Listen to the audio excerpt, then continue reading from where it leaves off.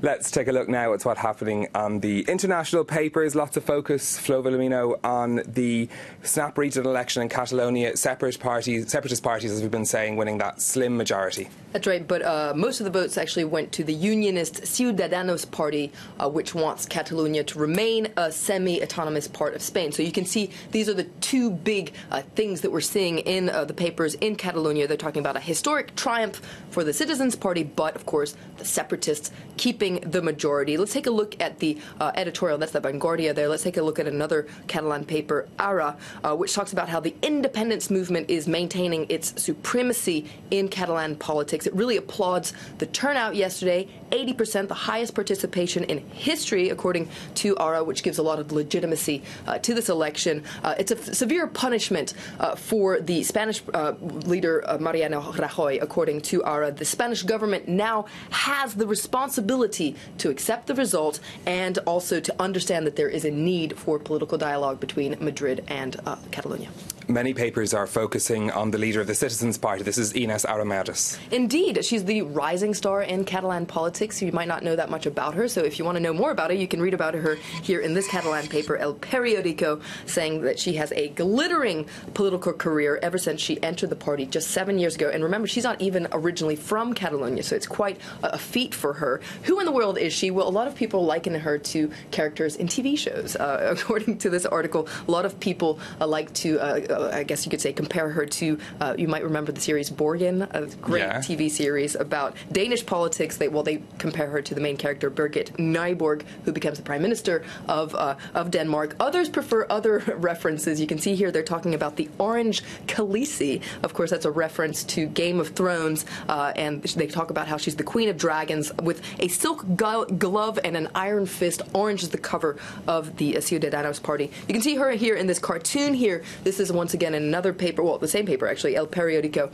You can see her, she's here in this cartoon. This here is Mariano Rajoy looking a little bit like a mad scientist. He's saying we have to fine-tune the formula for 155. That's the article in the Spanish Constitution that allows it to essentially suspend, well, allows Madrid to suspend Catalonia's political autonomy. They say the Article 155 has produced side effects appearing to be this lady. Layered. Papers in Madrid, meanwhile, more pessimistic about this outcome. Indeed. Let's take a look at another cartoon, a little bit less layered, a little bit more straightforward. This is in El Mundo. You can see Catalonia here hanging on for dear life, and Carles Puigdemont here throwing a scarf, I guess you could say, as a lifeline. And the last little cartoon there, quite self-explanatory. Catalonia has hanged herself with this scarf. Take a look at an editorial once again in El País. This is of course a Madrid-based paper. They are very depressed about the result, talking about an uncertain future. While the independence movement managed to resist, it's going to need the Citizens Party to be able to govern. So how is that going to work? And whatever happens, it calls on the leaders of Catalonia to follow the law and to especially do everything for the good of citizens in Catalonia. Moving on to another story now. Papers focusing on that row between Poland and the European Union after the European Commission decided to initiate sanctions over judicial reforms. There's a very interesting article in Courrier International that actually takes a look at how Polish papers are reacting to this and the wording that they're using.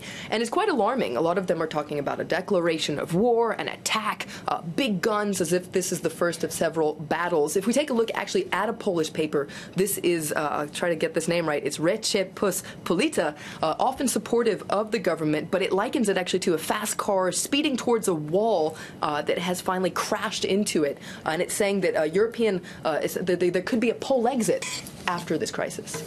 Okay, moving on, a majority of United Nations members rebuked the United States over recognition of Jerusalem. It's interesting to see how papers in Israel are reacting to this. You can see U.S. dollars can't buy votes on Jerusalem because, of course, Donald Trump had threatened to take names and cut aid to countries who voted against it. And let's take a look at Haaretz as well, which is talking about how this is a mild rebuke for Israel, but a stinging slap in the face for Donald Trump. And something positive to finish up. Positive to finish up, 2006 2017 is almost over. It might have been a stressful year, but you can see this is the Washington Post here, has a list of 17 good things that happened in 2017. Quite a various list. Both the world and the U.S. economies are continuing to grow.